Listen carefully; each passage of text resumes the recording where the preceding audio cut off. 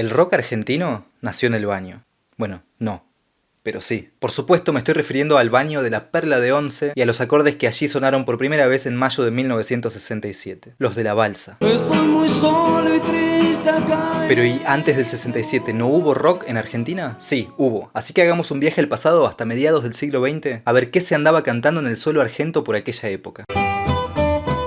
El trombonista Eddie Pequenino había empezado a tocar jazz a mediados de los 40 en Buenos Aires y para fines de los 50 estaba tocando como telonero de Bill Haley. Durante esos años se había estado acercando al flamante rock and roll, ese nuevo estilo proveniente de Estados Unidos. Y en 1956 participó de la primera canción de rock and roll en español que se grabó en Argentina. Una pieza cómica compuesta por un grupo de músicos y creativos para el programa de radio La Revista Dislocada llamada Rock con Leche. Rock, rock, rock, rock con leche.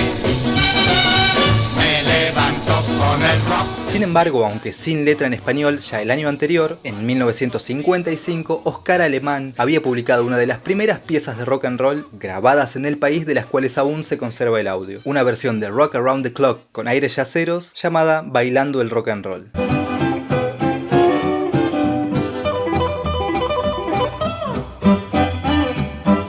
Está claro entonces que en aquel momento los yaceros argentinos intentaban digerir aquella nueva información que llegaba del norte y asimilaban poco a poco el rock and roll, tocando las canciones de las estrellas estadounidenses, haciendo canciones en español que imitaban el estilo estadounidense, como en el caso de la pieza cómica Rock con Leche, o directamente componiendo canciones nuevas, en inglés como Saltando en Rock, compuesta por José Santiago Rossino y cantada por Eddie Pequenino.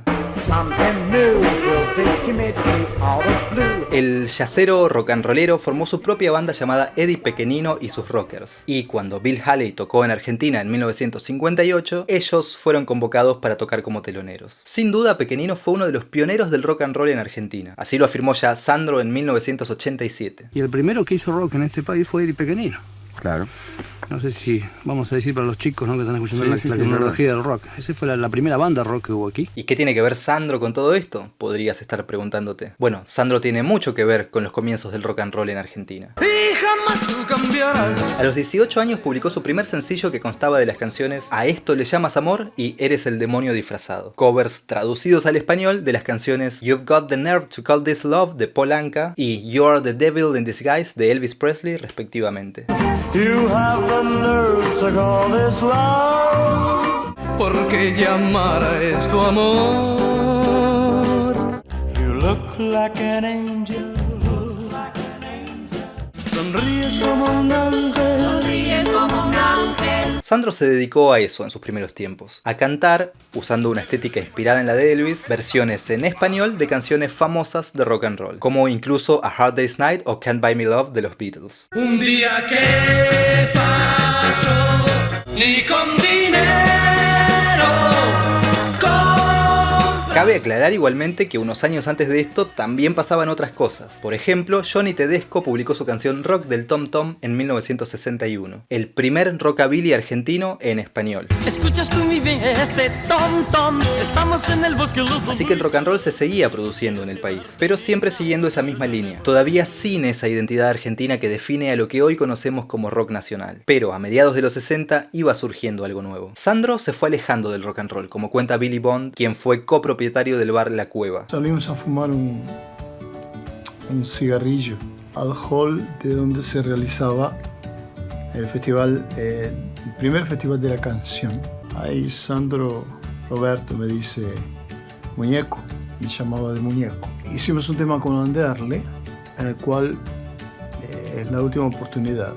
Estoy saliendo un poco del género de música que hago, porque ese negocio de revolcarse por el suelo no funciona más. Como dije, Billy Bond era uno de los dueños de La Cueva, un bar mítico en la historia del rock argentino, ya que ahí se juntaban muchos de los músicos que le darían forma y fama al género, aunque Billy Bond cuenta que no era tan así como se dice. Dentro de La Cueva no pasaba un carajo, porque La Cueva era un lugar que primero cabían 40 o 50 personas, como lo dije antes, y segundo, los músicos tenían que tocar, porque a cada media hora había que hacer un show. Entonces las grandes reuniones eran hechas afuera de La Cueva, que en la esquina de la Cueva. Ahí estaba el Gordo Martínez, Javier Martínez, Lito Nevia también, que iba mucho. Había más gente en el bar de la esquina que adentro de la cueva, porque adentro de la cueva, a la cueva, solo iban los turistas pelotudos que bancaban el boliche y que iban a ver a los hippies. Bueno, no todo pasaba en la cueva, pero ahí estaban las bandas que iban a dar que hablar poco después, como Los Gatos. Así que algo se iba generando alrededor de la cueva. Y del otro bar legendario del rock en Buenos Aires, La Perla, en el barrio de Once. En la segunda mitad de la década del 60, el rock and roll seguía su camino por un lado, con el Club del Clan, un programa de televisión en el que cantaban las estrellas de la llamada Nueva Ola, como Palito Ortega, Yo no quiero media novia, yo no quiero media novia. Jolly Land, Quiero relatar lo que a mí me sucedió. entre varios otros, como el mismo Johnny Tedesco. Pero bueno, estas canciones se iban moviendo ya del estilo del rock and roll clásico a algo un poco más pop. Por su lado, Sandro, ya lejos del rock and roll, se transformaba en una estrella de cine y de baladas románticas. Por ese palpitar. Y en otro ambiente completamente distinto a este, chicos de barrio con ambiciones artísticas se juntaban en La Cueva y en La Perla de Once. La Perla no era un bar donde las bandas tocaran, era más bien una pizzería, cafetería donde los estudiantes iban a hacer sus cosas de la facultad. Y bueno, un grupo de muchachos del ambiente de la música y la poesía también iban ahí, porque era el lugar que encontraban abierto a la mañana después de haber tocado en La Cueva. Pero terminó siendo muy importante La Perla. En 1967 la banda Los Gatos publica un sencillo que cambiaría, o quizás daría inicio a la historia del tan famoso rock nacional argentino. Las canciones del sencillo, Ayer no más en el lado B y La Balsa en el lado A. Lito Nevia fue quien le puso voz a estos dos temas. Ayer no más, compuesto por Morris y Pipo Lernoux, que ya venía siendo interpretado por los Beatkins, la banda de Morris, pero sin llegar a tener mucho éxito. El otro tema del sencillo de Los Gatos, La Balsa, había sido compuesto por Tanguito y Lito Nevia en el baño de La Perla de Once. En este lugar tenías que hablar muy bajito, en La Perla, porque si no te chistaban, te distraías a los estudiantes que estaban ahí laburando y lógicamente no fueras a sacar una guitarra o algo porque te echaban, ¿no? Así que el día que pasó lo de La Balsa, Tango hizo una cosa que algunas veces hacíamos, que era, si uno quería mostrar una cosita que recién había terminado, lo que fuere, iba al baño. Así que me dijo, mira, se me ocurrió el comienzo de una canción y no sé cómo seguirla. Y nos fuimos al baño y bueno, hizo sobre mi mayor el comienzo diciendo: estoy muy solo y triste acá en este mundo de mierda. Y me pasó la guitarra y hice lo que sigue, toda la canción como es. El quiebre en la historia se dio con este sencillo, Por la Balsa, que fue un gran éxito y vendió más de 200.000 copias. A raíz de esto, Los Gatos grabaron por fin su primer disco, que además de los dos temas del sencillo incluía otras 9 canciones compuestas por Lito Nevia. Después de esto aparecieron o aumentaron su fama muchas otras bandas que también tenían este estilo, al que en la época llamaban progresivo. Bandas como Box Day, Manal, Los Abuelos de la Nada, y nació también una discográfica con el fin de difundir a estos artistas que venían del ambiente underground y que proponían un nuevo estilo cargado de una fuerza enorme y de una identidad propia. El sello se llamó Mandioca. Mandioca, la madre de los chicos. Chúpate esa. Que además de editar discos y sencillos para estos artistas, organizaba recitales y también había invitado a Tanguito, coautor de La Balsa, a grabar algunos temas. Uno de ellos, Natural, fue incluido en el álbum compilatorio de la discográfica llamado Pidamos Peras a Mandioca. Me gusta verte sonreír. Los Gatos habían publicado La Balsa en el 67. Ese mismo año sacaron su primer álbum. Incorporaron a Papo como guitarrista en el 69, después de una pausa de la banda, y ese mismo año Almendra publica su primer álbum. Y Manal, en su poco tiempo de existencia, marca un nuevo camino. Había nacido el rock nacional, y había nacido en el baño de La Perla de Once. En el baño de La Perla de Once, como dice una grabación que anda por ahí. Como dice una grabación que anda por ahí.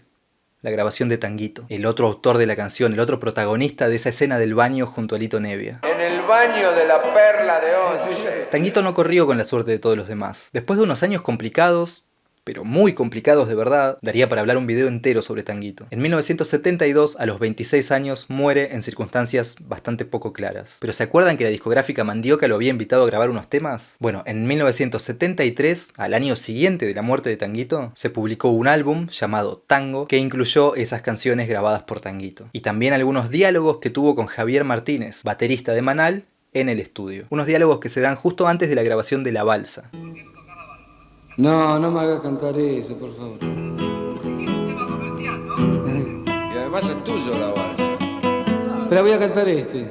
Escúchame, la balsa es tuya. Pero no tiene nada que ver. Pero lo cantarla. compusiste vos en el baño de la Perla de Once. Y además, justo antes de que Tanguito empiece a tocar los acordes de la canción, Martínez repite insistentemente la famosa frase. En el baño de la Perla de Once compusiste la balsa. En el baño de la Perla de Once compusiste la balsa. En el baño de la Perla de Once compusiste la balsa. Y ahí empezó la polémica, porque era raro que hubiera un diálogo así, justo ahí, que la frase se repitiera, y recordemos que estábamos en pleno auge de los mensajes subliminales en el rock internacional, la paranoia de Paul is Dead en los Beatles, los mensajes satánicos al reproducir las canciones en reversa, etc. Así que la gente pensó, si dice compusiste la balsa, eso debe significar que Lito Nebbia no participó, y como lo repite así como si fuera un mantra o como si quisiera transmitir un mensaje oculto, debe significar que Nebbia le robó el tema. Nació así el mito de que Lito Nebbia le había robado la balsa a Tanguito. Pero vayamos a la fuente, Javier Martínez, que fue quien le dijo eso a Tango. ¿Qué dice él acerca de esto? Yo le digo, graba la balsa, no me hagas grabar eso, todo eso quedó grabado. Y yo le dije, mirá, la balsa es tuya y de Lito, la compusiste con él, la mitad es tuya, la mitad es de Lito. Yo fui testigo presencial que la escribieron juntos, yo estaba ahí. Entonces Álvarez faltó a un código de los usos y costumbres de la producción. No se publica lo que habla el productor con el artista. Jamás hubo eso, jamás se hizo. Y él sí lo hizo. Claro. Y aparte me editó capciosamente, con toda la mala intención. Él sabía que eso iba a generar un quilombo. Porque la parte donde yo le digo, vos sos coautor de Lito, le hicieron entre los dos, Álvarez no la grabó. Claro. Nos rompió la amistad a Lito y a mí, nos cagó la vida. A los dos. Yo perdí un amigo, a Lito le hinchan las pelotas en todos lados. Lito, le robaste la balsa a Tanguito. Es una injusticia total. ¿Qué empresario? Si el rock nacional lo hice yo. ¿Qué empresario? Empresario un carajo, nada. Hice el rock nacional. Desde un comienzo la balsa estuvo registrada a nombre de los dos compositores, Lito Nebbia y Tanguito. Desde esa noche del 67 en el baño de la Perla, les perteneció siempre a ambos, y con el paso de los años de alguna manera simbólica le pertenece también al patrimonio del rock nacional argentino. Si en el 73 no se incluían diálogos en ese álbum póstumo de Tanguito, o si se incluían pero no se editaban de esa manera, entonces nadie iba a dudar de que esa canción la compusieron juntos los dos pioneros del rock argentino. Ahora, con el testimonio del creador de esa frase que le trajo confusión a toda una generación, parecen no quedar más dudas de que Tanguito y Lito Nebbia son coautores de la balsa, así como siempre lo fueron y como siempre estuvo registrado, incluso legalmente. Bueno, ¿y cómo siguió la historia después de esto? Con la semilla de la balsa plantada llegaron los otros grandes. Arcoiris publicó su primer álbum en 1970. Almendra publicó su segundo. En el 72, Sui Generis publica Vida.